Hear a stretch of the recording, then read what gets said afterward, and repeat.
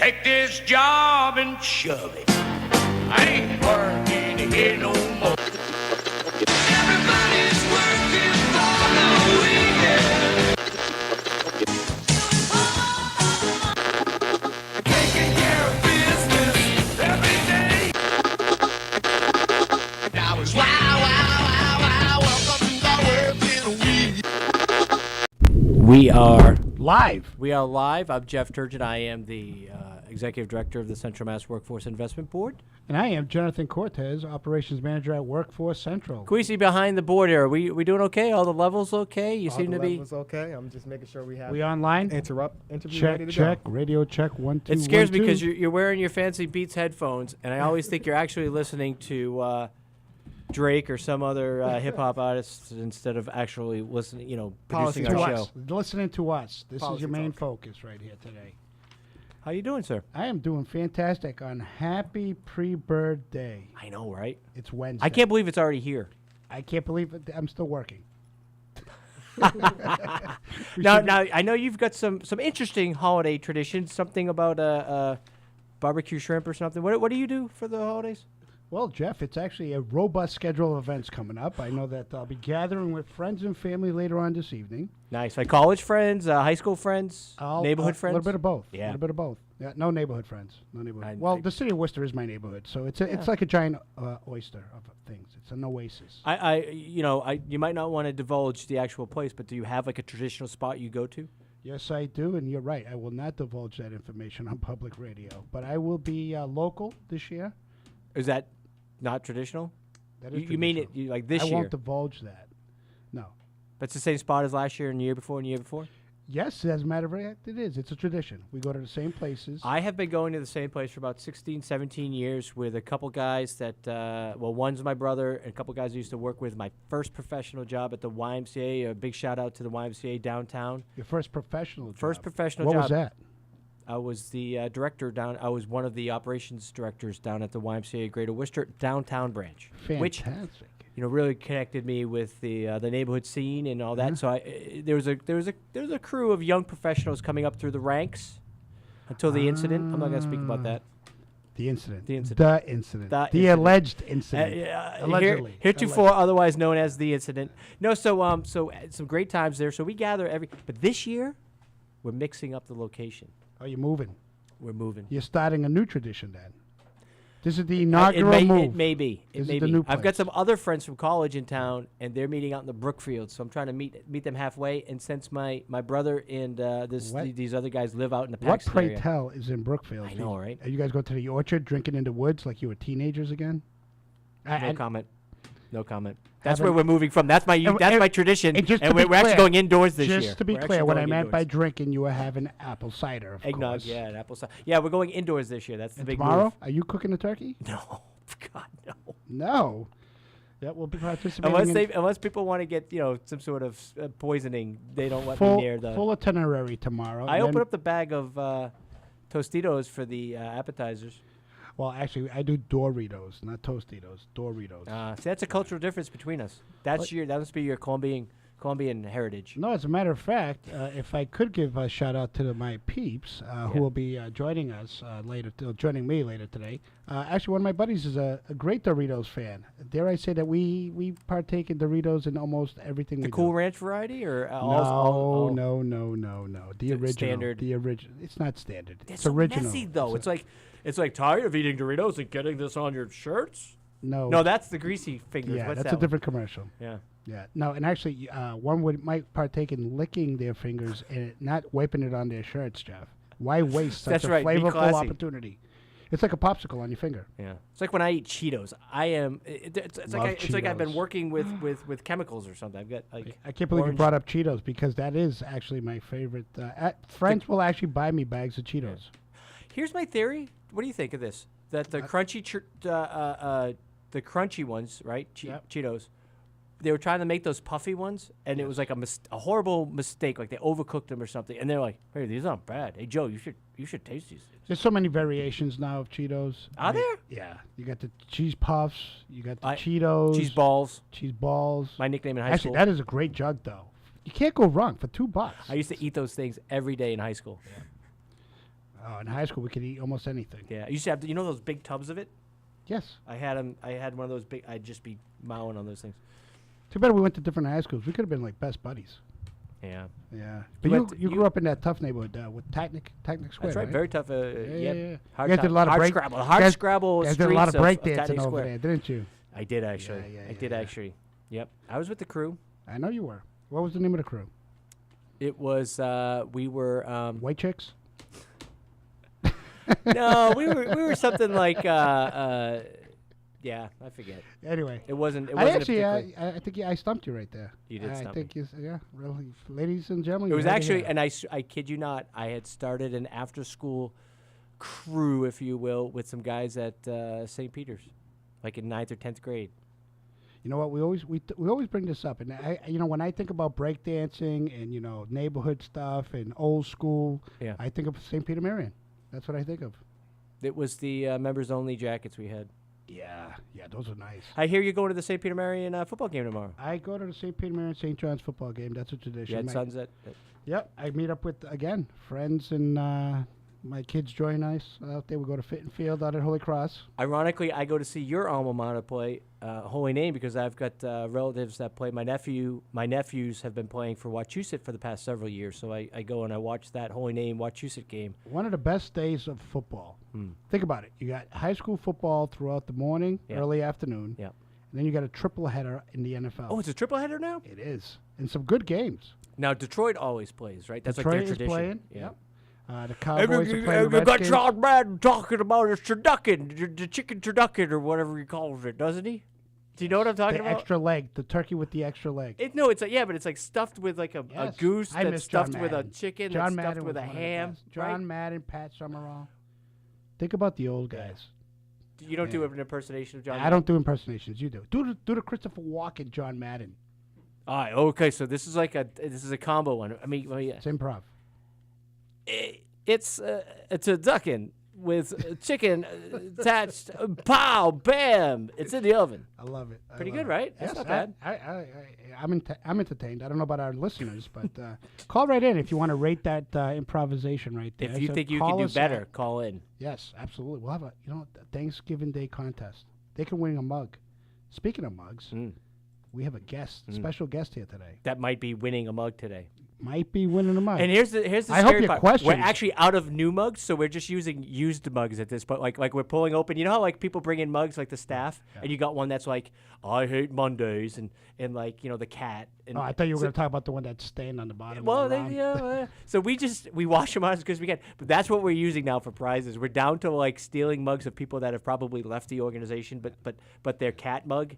Like call me Calico, like that one. Oh yeah.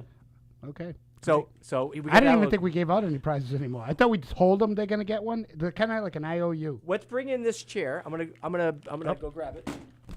In the meantime, just breaking all our technical equipment. Yes, I will. All right. We're gonna bring on our guest, Mr. Howard Lucas. Welcome, Howard. Howard, I'm gonna give you a title. How about this? How about managing partner in a new venture? What's the name of the venture? I'll take it. Venture is. We'll let you get situated. We'll let you take your time, Howard. Howard, you've been a local Worcester guy for a while. I've worked with you on several different projects and exciting ventures. But when I heard about your newest venture, I thought, wow, that's really exciting. We should have you on the show and talk about it. So. Awesome. It's good to be here. And, did you bring your thing? The wheat the wheatgrass? Oh, no, I didn't. All right, but let's talk about what you do. Let's talk about I guess I don't get a mug, right? Yeah. Well, no, that's a different thing. Okay, all right. So, this venture is called Green Vitalize Urban Growers, and the focus is really building community resiliency through healthy eating and job creation. So we're focused on looking at community wealth in terms of growing food where it's consumed. Now, I'm glad you mentioned the word food, because I think when most people hear that initial phrase, given the law and where we're at, they're thinking, oh, this guy's, and you're doing hydroponics? Aquaponics. Aquaponics, so people are thinking automatically that you're probably growing marijuana. Have you gotten a lot of that? I have gotten a lot of that since we've passed legislation in the state, it's become recreational and It's a mixture of wheatgrass and a little bit of sinsemilla. little bit of medicinal. Hey, but this is not. So it's Everybody's food. a green thumb now. So it is food, right? It is food. I mean, it's definitely. okay if you're growing marijuana. It's perfectly legal now, I Howard. wish I knew that back in the day. But we're looking at the health and wellness of a community in terms of crops that would really add value to improving the health of people. Wheatgrass has many benefits out there in terms of providing. So it's edible. It I is didn't know edible. that. Yeah, it's edible. It's but most people they juice it, right? It's added to juice. I don't know. There's juice blends out there. Yeah. It's used in cosmetics as well as lotions and. So give us. massage Let's walk back a creams. step though. So your venture that you're part of is creating an urban indoor aquaponic based factory, if you will, to grow indoors wheatgrass. So let me explain it Yeah. this way. So we're looking at improving the resiliency of the community, right?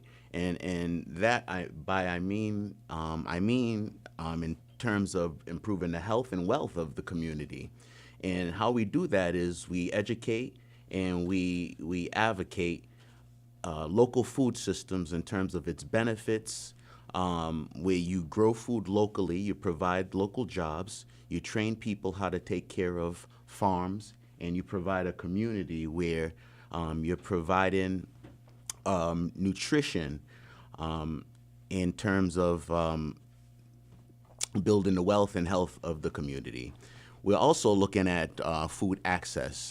There's a lot of people that don't have access in the city to nutritional food. So we're looking at providing other crops that some of the residents are asking for. Such as what? Such when as- when we're such- talking about crops, what specifically are we talking Microgreens. So in Worcester today, there's a boom of restaurants, right? There's restaurants popping up every month in the city, and there seems to be a gravitation towards more local food. So farm to table seems to be a term that has been popping up, and so we're looking at providing a supply chain to the restaurants in the city, as well as focused on the wholesale market. So we're a city with eds and meds, right? We have a lot of large institutions here, hospitals, universities. We have the Worcester public school systems, and a lot of these food vendors now are looking to buy local. There's in terms of the benefits of buying local, you have fresher food, you're reducing food costs in terms Transportation of costs, costs, and obviously food fresher. miles. So, but specifically for your venture, the wheatgrass. Here's a tough question for you. Like, do you see? I don't. Like, are they gonna make shakes for the kids, or how would they incorporate that into the standard kind of lunch menu or breakfast menu at the schools? So we're the wheatgrass is a crop that we're looking at various markets. So we're looking at juice bars, of course, Yeah, and then good we're idea. looking at bottling our juice. So we're, producing a juice blend. It could be mixed with apple juice. It could be mixed with various mango juice, carrot juice.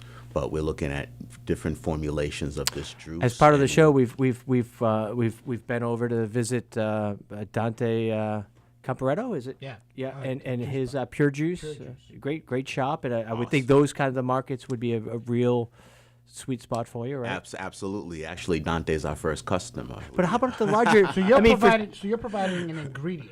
Yes, we're You're providing an ingredient. You don't have an array of menu items. You're supplying an ingredient that people can utilize in whether it be food processing or food or juices. Is that what we're talking about? Yes. So right now we're assessing the market. So we're looking at institutions in the city, Right. what they buy and purchase in terms of produce, vegetables, and we're looking at developing a pilot program with them that we can come in and actually have them procure locally. So maybe it's 10% of their local their procurement in terms of the veggies that they buy. they'll be buying it locally. So we're looking at various markets, not only the juice bar markets, the restaurants, the farmers markets, but a large percentage of our sales will come from institutional buyers. So again, what do you see them doing with it?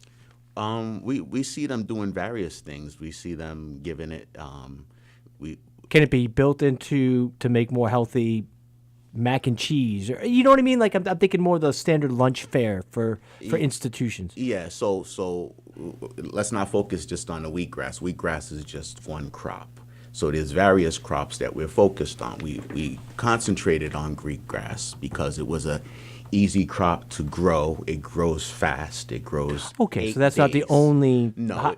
In all aquaponics. Though. Yes, it grows in 8 days, and we figured that 8 days. 8 days. So we figured that in terms of educating the community and youth about the growing process of plants, they could actually take a sprout home and see it grow in 8 days. So it would be part of the science curriculum. Yeah. When I was a kid, we used to take home a popcorn kernel and put it in a cup with a paper towel that you douse with water. Yes. And then put it out in the sun, like in your home in the window, and you would grow a little corn. Oh, was this your Jack and the Beanstalk experiment?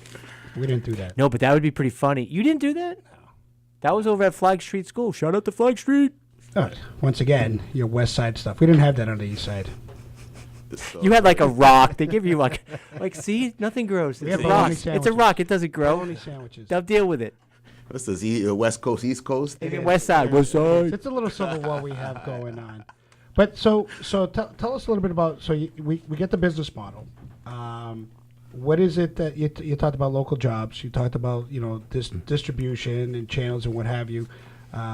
Where are you in that? I mean, how you have employees, you have contracts, what's going on? So the way we're positioned in the organization,